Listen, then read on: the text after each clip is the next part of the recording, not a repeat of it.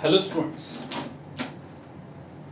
So after the longitudinal section LS, longitudinal section of the testes, location of the testes, thermoregulation of the testes, LS of the testes, various component of the testes in that longitudinal section or a longitudinal section. Okay, we have already studied in a previous video.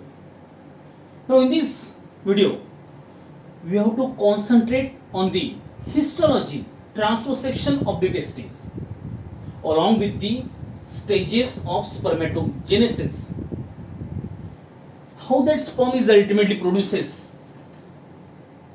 and the generalized structure of the fully formed, fully mature sperm, along with the role of FSH and the LH, nothing but the gonadotropins, as well as the testosterone and the inhibin androgen binding protein, as well as the Mullerian inhibiting substance, which are the secretions of the Sertoli cells, okay, which are the gonadal hormones, okay.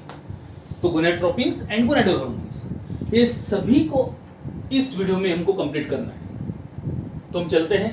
First of all, after taking the transversection of the testis, अगर हमने testis को transversely cut किया, हम जानते हैं that each testis having its own fibrous connective tissue covering, खुद का covering, testis का खुद का covering, that fibrous connective tissue layer is called as the tunica albuginea, TA. And that tunica albuginea, उसके सराउंडिंग में होता है tunica vaginalis, but it is not an actual covering of the testis, it is actual continuation of the peritoneum. Okay, तो testis का खुद का covering कौन सा है? Fibrous connective tissue layer, tough layer, जो कॉम्प्रेशन भी मेंटेन रखता है, टेस्टिस को कॉम्प्रेस करके रखता है. Okay, and that is nothing but the protective external covering, tunica albuginea. And you know that tunica albuginea sends many partition inwards and dividing the testis internally into the 200 to 250 small chambers, जिनको हमने बोला था that is a lobules, testicular lobules. उसमें से मैंने एक lobule को यहाँ पर हाईलाइट किया है. और क्या बताया था? In that lobule present the 1 to 3 highly coiled seminiferous tubules. तो यहां पर ट्रांसवर्सेक्शन में हम क्या देख सकते हैं? These seminiferous tubules get cut transversely. उसमें से एक सेमिनिफेरस ट्यूब्यूल का ट्रांसवर्सेक्शन मैंने हाईलाइट किया है, फिर से एक्सपॉन्ड किया है, ताकि हम यहां पर स्टेजेस ऑफ स्पर्मेटोजेनेसिस ठीक से पढ़ सके. Along with these seminiferous tubules, there are the group of the endocrine cells outside the seminiferous tubules, in between the space of the seminiferous tubules. Okay, and these cells are nothing but the interstitial cells or the Leydig cells, or can be called as the interstitial cells of Leydig. इस तरीके से such each lobule of the testes, each testicular lobule, which is filled up by means of a loose connective tissue having the blood vessels, blood capillaries, okay, as well as the here nerve fibers are there, in which buried or embedded the seminiferous tubule, which get cut transversely here along with the external, that means in a space between the seminiferous tubule group of the endocrine cells, nothing but the interstitial cells. Okay, तो fibrous connective tissue layer को हमने बोला था tunica albuginea, and then thin lining of the each lobule, हर एक lobule की internal lining जो vascular होती है, वहां से network of capillaries we can be observe here. Okay, that internal layer is called as tunica vasculosa, vascular layer. Okay, अभी हम चलते हैं internal structure, that is the transversection की तरफ. In the each seminiferous tubule, हर एक seminiferous tubule में दो प्रकार के सेल्स हैं. Each seminiferous tubule containing two types of the cells. First type of the cell, which are the actual germinal cells, which are the sperm mother cells called as the spermatogonia. And second, these are ultimately these spermatogonia we can observe here in a different stages of development, like a primary spermatocyte, then secondary spermatocyte, then the spermatids which are the immature sperm, and finally there is a formation of the sperm. तो उन spermatogonia से इन सभी cell का development होता है और ये सभी स्टेजेस हम देखेंगे.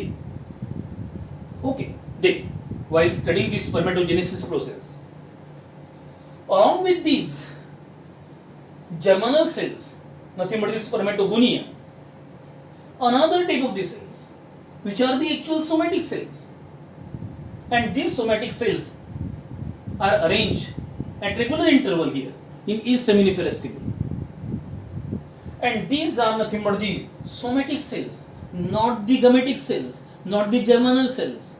These are the somatic cells, elongated triangular shape or the pyramidal shape, a large structure, okay, which shows a tremendous folding in their plasma membrane, और इसी फोल्डिंग में बरीड होते हैं स्पर्मेटोजेनिक सेल्स जो स्पर्म प्रोड्यूस कर रहे हैं. Okay, now here these are nothing but the Sertoli cells. Sertoli, Imbricio Sertoli is the name of scientist. उन्होंने डिस्कवर किया Sertoli cells, which are also called as subtentacular cells. Okay, which are also called as sustentacular cells. Sub नहीं, sus, S-U-S, sustentacular cells. And these somatic cells are responsible for a secretion of their own, okay, gonadal hormone. हम देखते हैं बाद में. Okay, तो दो प्रकार के सेल्स है, पहले है जर्मिनल सेल और दी स्पर्मेटोजेनिक सेल्स. तो अभी स्पर्मेटोगोनिया, इनके बारे में सबसे पहले स्टडी करेंगे. एक्चुअली क्या होता है? दी जर्मिनल सेल्स और the spermatogonia, these are highly sensitive to the temperature. हम जानते हैं कि टेस्टिस को एक्स्ट्रा एब्डोमिनली क्यों प्लेस किया गया, कैसे थर्मोरेगुलेशन मैकेनिज्म है, ये भी हमने प्रीवियस वीडियो में स्टडी किया. Because at high temperature this spermatogonia sperm mother cell they get destroyed, they are unable to produce this sperms. Okay, देख, actually spermatogonia these are not the actual cells of the testis. ये बाहर से आए हुए, कहां से आए? तो ड्यूरिंग द एम्ब्रियोनिक डेवलपमेंट, हम पढ़ेंगे आगे एम्ब्रियोनिक डेवलपमेंट के समय कहां पर योग सैक होता है.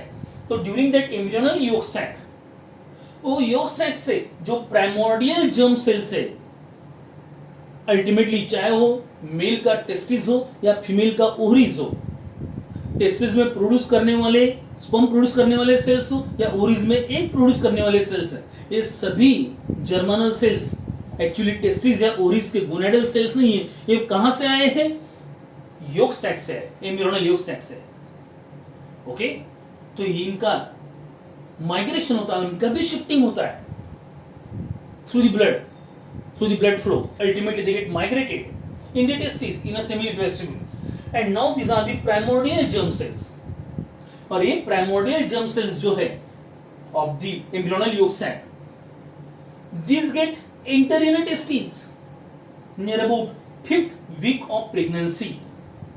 जब डेवलपिंग मेल बेबी उसका डेवलपमेंट चल रहा in the uterus of the mother, वहां पर टेस्टिस डेवलपमेंट उसका चल रहा उसकी बॉडी में. ओके, उस समय उस मेल एम्ब्रियो की बॉडी में, बॉडी के टेस्टिस में किसका एंट्री होगा?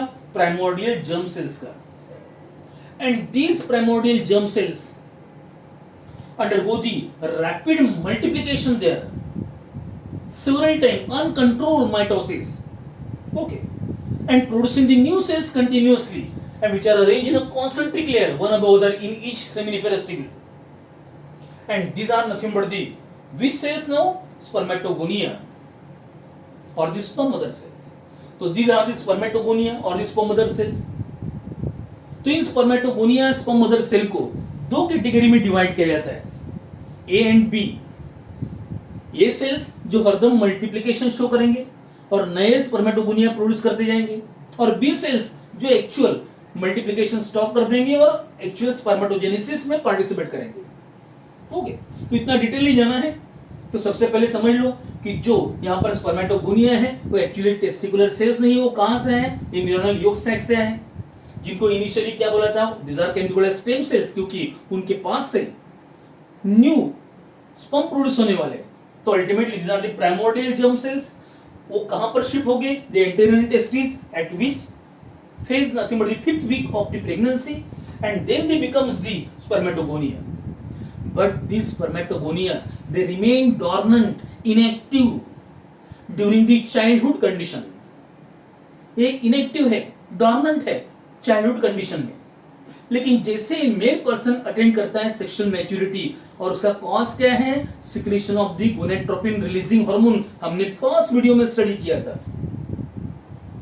Okay, when there is a secretion of the gonadotropin releasing hormones from the hypothalamus, we start acting on the pituitary gland, stimulate the gonadotropes, nothing but the basophilic cells, and when these basophilic cells start secreting the FSH and LH gonadotropins, it is nothing but the onset of puberty in case of the male.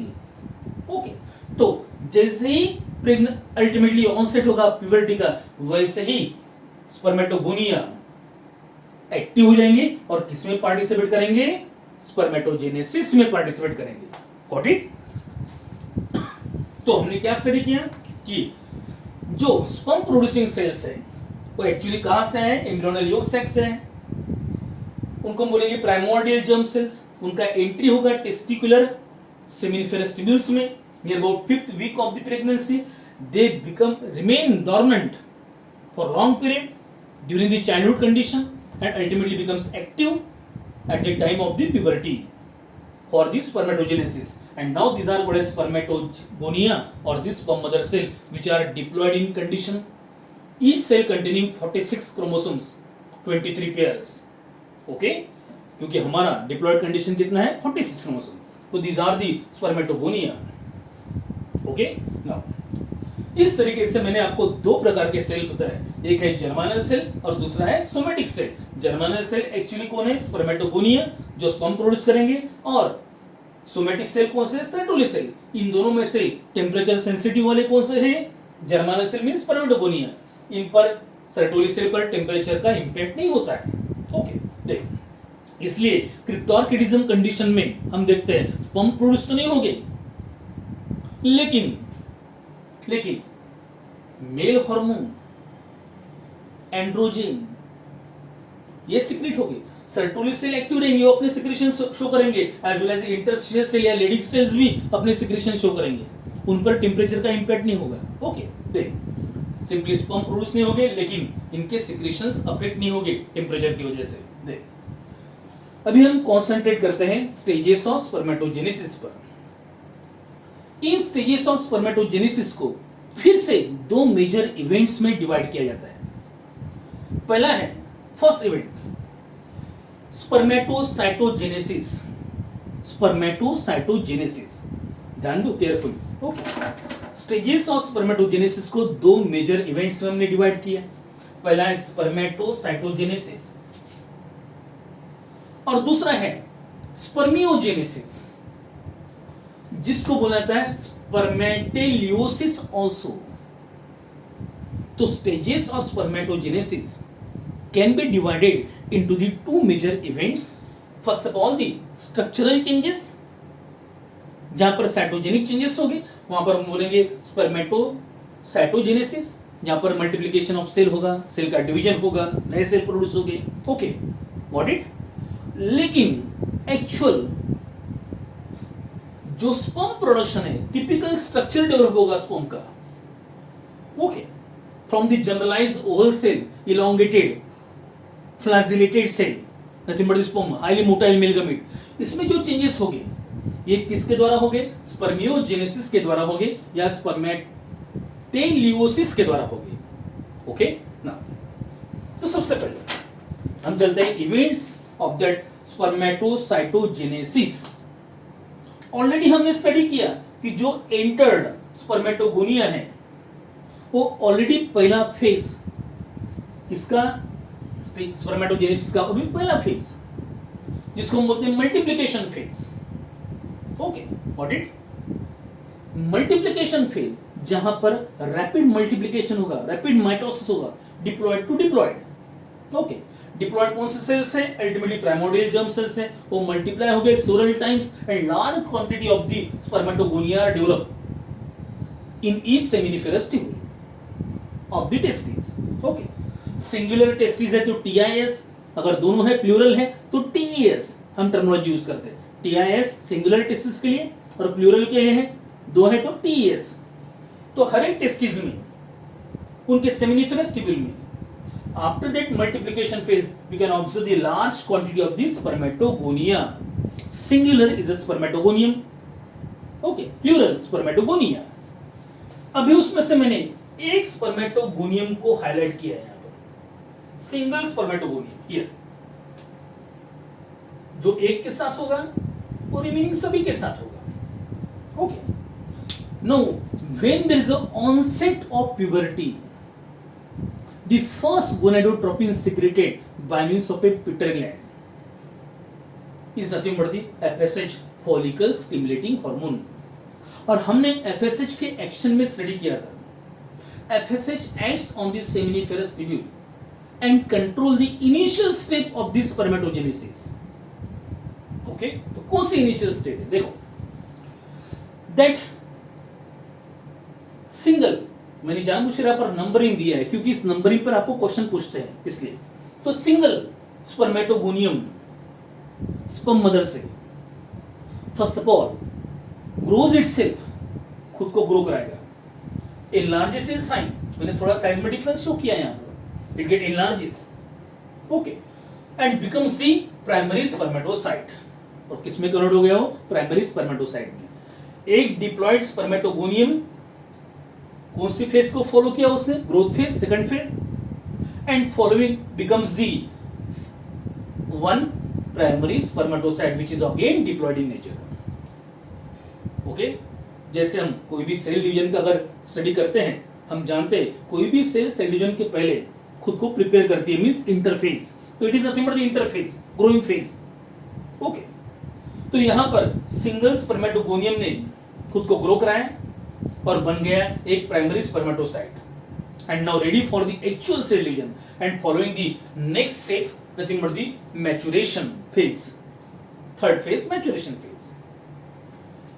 तो here in that maturation phase, okay, क्या होगा? सबसे पहले maturation phase can be divided into again two sub phases, जहां पर पहले में होगा मियोसिस 1 और दूसरा होगा meiosis 2.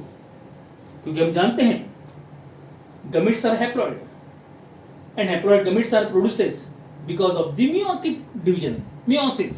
Okay, so here conversion of that primary spermatocyte into the secondary spermatocyte, it is influences by means of a follicle stimulating hormone. हमने already first lecture में study कर लिया. Okay, means that initial stage जहां पर meiosis 1 होगा, actual reduction division होगा, एक diploid से दो हैप्लॉयड बनेंगे. तो एक डिप्लॉयड प्राइमरी स्पर्मेटोसाइट से बनेंगे दो हैप्लॉयड सेकेंडरी स्पर्मेटोसाइट. ओके, एक डिप्लॉयड से दो haploid as a result of the meiosis 1 और द रिडक्शन सेल डिवीजन. ध्यान में रखना है, एग्जाम में पूछते हैं which is the first cell, first haploid cell, which is the first haploid cell in the stages of spermatogenesis. कौन सी है? It is the secondary spermatocyte as a result of the meiosis 1, because meiosis 1 is the actual reduction cell division.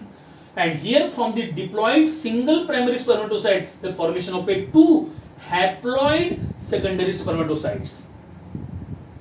Okay, तो क्या बन गए? दो secondary spermatocytes बन गए. यहां पर एस लगा देता हूं, दो है. Got it?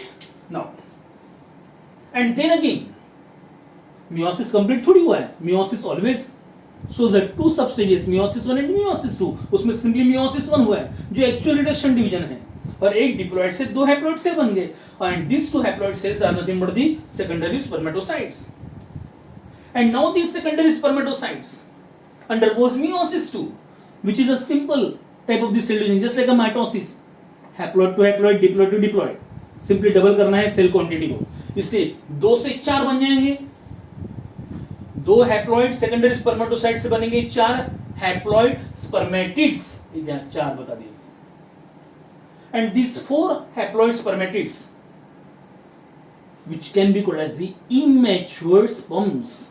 उनको हम बोलेंगे immature sperms, spermatids or the immature sperm. तो here by means of 3 phases like a multiplication phase जहां पर ट्रिमेंडस क्वांटिटी में स्पर्मेटोगोनिया बने, उसके बाद ग्रोथ फेज जहां पर हर एक स्पर्मेटोगोनियम मैच्योर हुआ, उसका ग्रोथ हुआ और बन गया प्राइमरी स्पर्मेटोसाइट, और तीसरा मैच्योरेशन फेज जहां पर एक्चुअल सेल डिवीजन हुआ और उस स्टेज को इन्फ्लुएंस किया गया एफएसएच के द्वारा.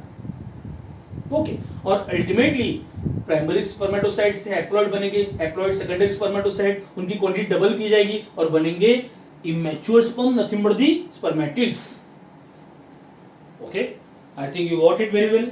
तो इस तरीके से यहां तक जो स्टेजेस है production of the immature sperm, जो जनरलाइज सेल्स है, ओवल सेल्स है, ओके, लेकिन हैप्लॉइड है. These events are included in which phase? It is can be called as spermatocytogenesis. ये सभी यहां तक जो इवेंट हुए उसको हम कौन से अंडर हेडिंग स्टडी कर सकते हैं? स्पर्मेटोसाइटोजेनेसिस. अभी होगा further. Now the spermatids get buried. वैसे तो सभी स्पर्मेटोजेनिक सेल यानी sperm producing cells, spermatogenic cells, sperm producing, सभी को कलेक्टिवली हम स्पर्मेटोजेनिक सेल बोल सकते हैं. ओके, ये सभी किसमें बरीड होते हैं? सर्टोली सेल्स में. एक्चुअली सर्टोली सेल इनको डिटैच रखता है from the general blood circulation. Okay, blood circulation की कांटेक्ट में नहीं आने देता, ये बैरियर का काम करता है. क्योंकि जो न्यूली प्रोड्यूस स्पर्म्स है उनके सरफेस पर जो एंटीजेंस होते हैं इनको ब्लड सेल डिटेक्ट नहीं कर सकते. अगर ब्लड सेल यहां पर है, ब्लड पर्टिकुलरली ब्लड के कांटेक्ट में स्पर्म आ गए तो ब्लड सेल जो पर्टिकुलरली एंटीबॉडी प्रोड्यूसिंग से डब्ल्यूबीसीज है उन पर स्पर्म पर अटैक करके उनको डिस्ट्रॉय कर देंगे. Okay, got it? ये ध्यान में रखना है. इसलिए सर्टोली सेल का एक और फंक्शन मैंने आपको बता दिया, थोड़ा सा एडवांस है, जो डेवलपिंग स्पर्म्स या फुल्ली मैच्योर स्पर्म इनको ब्लड के कांटेक्ट में नहीं आने देता है. ओके, बैरियर का काम करता है. देख, it is one of the function of the Sertoli cell. तो Sertoli sales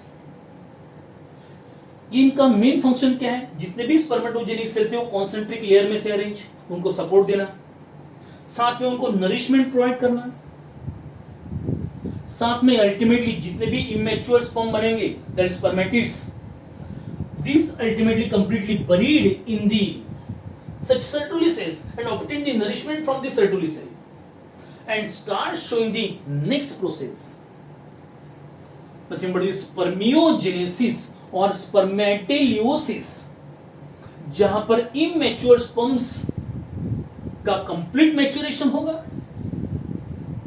and now they becomes the fully active sperm. एक या एक से ज्यादा स्पर्म ही बोलेंगे. अगर हम स्पर्म्स एस लगा देते हैं तो ultimately can be called sperms of the various animals. Okay, लेकिन यहां पर हम ह्यूमन की बात करेंगे. स्पर्म मे बी सिंगल और मे बी प्लूरल. ओके, तो हियर अल्टीमेटली एक्चुअल जो कन्वर्शन होगा इमैच्योर टू मैच्योर स्पर्म में, उस प्रोसेस को हम क्या बोलेंगे? स्पर्मियोजेनेसिस और द स्पर्मेटोलियोसिस. उस समय जो स्टिमुलेटरी सब्सटेंस है इसके सर्टोली सेल के साथ में हम अभी थोड़ा सा सर्टोली सेल की तरफ मूव करते हैं. Okay, this triangular shape cells which are the Sertoli cell, जिनको नर्व सेल्स भी बोला जाता है, सपोर्टिंग सेल भी बोलते हैं, नरिशिंग सेल भी बोलते हैं. Nerve cells, nerves taking care of the developing sperm. Okay, so nerve cell also various terms are used. Okay, which are also called as such tentacular cells also, क्योंकि उनके पास ऐसे tentacle निकलने हुए लगते हैं जो एक्चुअली बरीड स्पर्म के tales हैं. ओके, देख, such cells producing the three different contents, three different secretion. सबसे पहला एंड्रोजन बाइंडिंग प्रोटीन्स हुआ है आपने पहले लेक्चर में हमने स्टडी किया. Sertoli cells again under the influence of FSH. तो एफएसएच ने इनिशियल स्टेप पे इन्फ्लुएंस किया स्पर्मेटोजेनेसिस की. FSH also acts on the Sertoli cells and stimulate the Sertoli cells to secrete the androgen binding protein ABP. ये क्या करता है androgen binding protein? ये एंड्रोजन को बाइंड करता है नाम में ही लिखा है, एंड्रोजन को बाइंड करता है। एंड्रोजन कौन सीक्रेट करते हैं? इंटरस्टेशियल सेल्स और the lady sales under the influence of LH. वहां से एंड्रोजन को बाइंड करके कहां पर लाएगा? एंड्रोजन और मेन एंड्रोजन, बहुत सारे एंड्रोजन है, उसमें से मेन ह्यूमन में एंड्रोजन कौन सा है? टेस्टोस्टेरोन। तो इस टेस्टोस्टेरोन को इस पर्टिकुलर सेमिनिफेरस ट्यूबुल के बाहर से कहां पर लाएगा? Inside that seminiferous tubule and increases the concentration of that testosterone in that seminiferous tubule. Okay, क्योंकि ये increase level of testosterone in that seminiferous tubule is again essential for the final maturation of the sperm. Initial formation of sperm के लिए FSH है, लेकिन final maturation of sperm के लिए कौन चाहिए? एंड्रोजन और द टेस्टोस्टेरोन। ओके, और इसको कौन लाएगा? एंड्रोजन बाइंडिंग प्रोटीन, जो किसका सिक्रेशन है? सर्टोली सेल का। लेकिन टेस्टोस्टेरोन कौन सिक्रेट करता है? इंटरस्टेशियल सेल्स और the Leydig cell which are present outside the seminiferous tubule। तो वहां से एंड्रोजन को कहां पर लाया जाएगा? टेस्टोस्टेरोन को कहां पर लाया जाएगा? inside that seminiferous tubule and increases the concentration of that testosterone in the seminiferous tubule which influences the final maturation of the sperm, that means spermiogenesis। okay, तो पहला इंपैक्ट हुआ। Second, ultimately second secretion of the Sertoli cell is inhibin। Inhibit, ये क्या है? Inhibit, inhibit करने वाला। मैंने बताया ये भी पर्टिकुलर रिदमिकली कंट्रोल होता है या सीक्रेट होता है, इसलिए उसको भी बायोलॉजिकल रिदम बोलते हैं। ओके, जैसे हमने पाइनियर ग्लैंड में मेलाटोनिन सेरोटोनिन स्टडी किया था, वैसे यहाँ पर इनहिबिन भी एक पर्टिकुलर रिदम में सीक्रेट होता है। जब एफएसएच सीक्रेशन ज्यादा होगा, एफएसएच के एक्शन की वजह से स्पर्मेटोजेनेसिस इन्फ्लुएंस हो गया। ओके, अल्टीमेटली एफएसएच ने सर्टोली सेल को भी स्टिमुलेट किया है। तो उस समय अभी एफएसएच लेवल कम करना है तो सर्टोली सेल क्या करेंगे? अगर एफएसएच लेवल ज्यादा है तो सर्टोली सेल क्या करेंगे? अपने कौन सा हार्मोन सीक्रेट करेंगे? इनहिबिन। और ये इनहिबिन नेगेटिव फीडबैक शो करता है, क्योंकि सभी एंडोक्राइन ग्लैंड्स एक दूसरे के साथ कोऑर्डिनेट होते हैं। तो अगर ब्लड में एफएसएच लेवल ज्यादा है, that ultimately Sertoli cell secreting that inhibin and inhibin acts on the hypothalamus as well as the adenohypophysis to stop the further secretion of that FSH. That means negative feedback on the anterior pituitary to stop the next secretion of that is the next FSH. Okay, FSH level कम हो जाएगा तो Sertoli cell फिर से inhibin secretion कम कर देंगे। Inhibin कम होगा फिर से FSH सिक्रेशन बढ़ जाएगा। Like this, that is a positive feedback। इस तरीके से अगेन तीसरा भी सिक्रेशन है। Okay, it is called as Mullerian inhibiting substance. Mullerian inhibiting substance. Okay, मैं यहां पर लिख रहा हूं म्यूलेरियन इनहिबिटिंग सब्सटेंस, जिसको म्यूलेरियन इनहिबिटिंग हार्मोन भी बोलते हैं या म्यूलेरियन इनहिबिटिंग फैक्टर भी बोलते हैं। ये तीसरा सिक्रेशन है किसका? सर्टोली सेल का। लेकिन अब मैं यहां पर इसके बारे में नहीं बताऊंगा। मैं कब बताऊंगा आपको इसके बारे में? जब हम एम्ब्रियोनिक डेवलपमेंट स्टडी करेंगे। एक सिंपल सेंटेंस आपको बता देता हूं। सिंपली क्या करता है म्यूलेरियन इनहिबिटिंग सब्सटेंस या म्यूलेरियन इनहिबिटिंग हार्मोन या फैक्टर? क्या करता है? ये म्यूलेरियन डक्ट के रिग्रेशन के लिए रिस्पॉन्सिबल है। रिग्रेशन, सप्रेस करना, ताकि म्यूलेरियन डक्ट से जो डेवलप होने वाले स्ट्रक्चर है वो ह्यूमन मेल में डेवलप ना हो। ओके, तो हम पढ़ेंगे कहां पर? एम्ब्रियोनिक डेवलपमेंट के समय। और मैं वहां पर उस वीडियो में आपको याद करा दूंगा। देख, तो इस तरीके से तीन सिक्रेशन। पहला है androgen binding protein Sertoli cell का, जिसके द्वारा जो एंड्रोजन या टेस्टोस्टेरोन इंटरस्टेशियल सेल के द्वारा सीक्रेट किए उनको कहां पर कलेक्ट करके लाना है?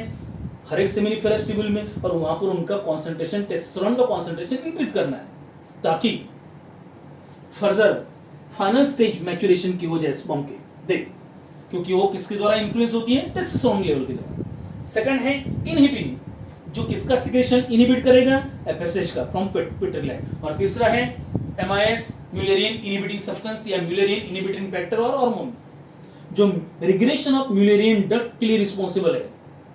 ओके, ये मैं आपको एम्ब्रियोनिक डेवलपमेंट के समय बताऊंगा। ये इस तरीके से मैंने आपको क्या बताया अभी? सर्टोली सेल के फंक्शन। तो हम यहाँ पर स्पर्म कौन से स्टेज तक आ गए? स्पर्मेटिड्स, इमैच्योर्स। उसके बाद क्या होगा? Now because of the increase concentration of the testosterone in the each seminiferous tubule.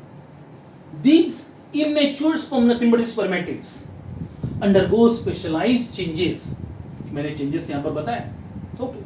Generalized cell, spermatid, immature, with a nucleus, cytoplasm, cytoplasmic organelles like Golgi bodies, mitochondria, lysosome, ribosome, जो भी है सभी है. Okay. क्या changes होते हैं? Such nucleus enlarges in size gradually, becomes compact. Okay. Then major changes occurs in the Golgi bodies.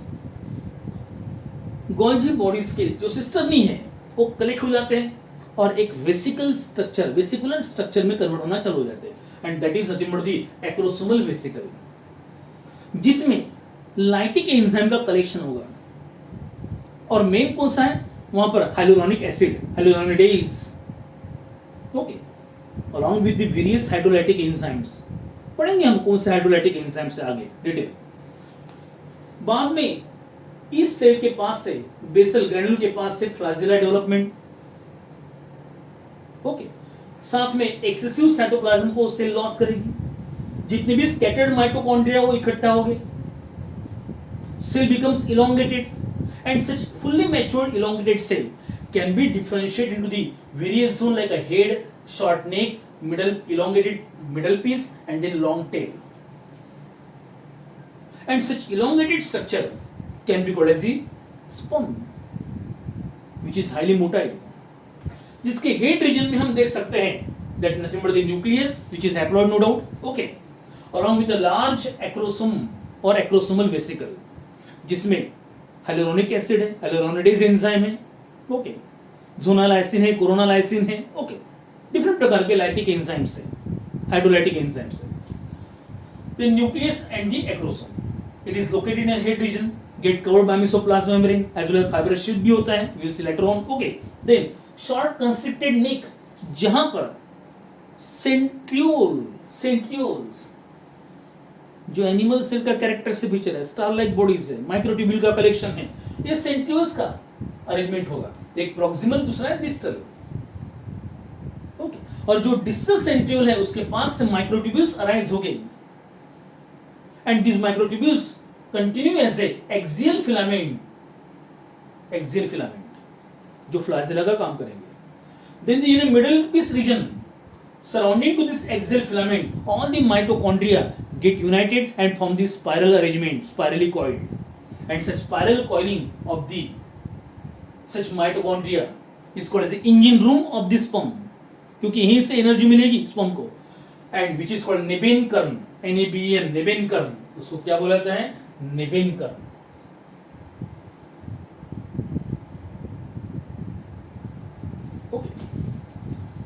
जो sperm का इंजन रूम है, जहां से एनर्जी मिलेगी, एंड देन टर्मिनल पार्ट जहां पर एक्सियल फिलामेंट के सराउंडिंग में प्लाज्मा मेम्ब्रेन का कवरिंग है, उसको हम बोलते हैं टेल, और जो अनकवर्ड पोर्शन है that is called the end piece. इस तरीके से फुल्ली फॉर्म स्पर्म बन गया. And such formation of the fully mature sperm, spermatozoon जिसको भी बोलते हैं, okay, because highly motile, male gamete. Okay. This process is called as spermiogenesis. तो formation of that, the final maturation of this sperm, तब तक mature होने तक वो किसके साथ कनेक्टेड है? सर्टोली सेल के अंदर बरीड है, फिक्स है. लेकिन जैसे फुल्ली मैच्योरेशन हो गया, कंप्लीट मैच्योरेशन हो गया, स्पर्मियोजेनेसिस कंप्लीट हुआ, स्पर्मेटेलियोसिस कंप्लीट हुआ, now that fully mature sperm get detached from the Sertoli cell and now freely can be seen in the central space of the east seminiferous tubule. Central space can be called as lumen of the seminiferous tubule. So in this way, that final maturation can be called as spermiogenesis or spermateliosis, जहाँ पर general spermatid से sperm बनेंगे और वो Sertoli cell से detach हो जाएंगे. Final maturation and detachment of the sperm, that is called as the spermiogenesis or the spermateliosis. Okay, it is all about the stages of the spermatogenesis, formation and generalized structure of the sperm, spermatocytogenesis and the spermiogenesis, secretion of the Sertoli cells and their effects. तो हमने यहाँ पर seminiferous tubule से related complete study कर लिया. I think you got it very well. Okay, then video को बार बार देखिए, pause करके देखिए। ओके, पहले नोटिंग कर लीजिए, पहले डायग्राम ड्रॉ कर लीजिए कंप्लीट, जितनी भी इंफॉर्मेशन है सब नोट कर लीजिए। उसके बाद एक एक पॉइंट को अगर ठीक से पढ़ना है या समझना है तो वीडियो को बीच बीच में पॉज कीजिए, पहले समझ लीजिए फिर आगे बढ़िए ना। उसके बाद नेक्स्ट हम चलते हैं outside the east seminiferous tubule. Now we can observe the bunch of the endocrine cells, bunches of the endocrine cell, green color here, present in between the space, interstitial space of the ultimately seminiferous tubule, उनकी in between जो space है। So these cells are called as the interstitial cells or the Leydig cells or interstitial cells of Leydig. Now these get influences by means of a second gonadotropin, that is LH of the pituitary gland। पहला FSH, उसने अपना काम कर दिया, sperm बना लिया। Second LH, and that LH acts on these interstitial cells in case of the male, so that LH is also called as the interstitial cell stimulating hormone, ICSH. That terminology is used only in case of the male for LH. And under the influence of that LH, start secreting the which hormone, that is the androgen. Androgens बहुत प्रकार के हैं, उसमें से main hormone कौन सा है, main androgen कौन सा है, टेस्टोस्टेरोन। ओके, और हम जानते हैं टेस्टोस्टेरोन के दो major effect, further maturation of the sperm and development of the secondary sexual character in case of the mail.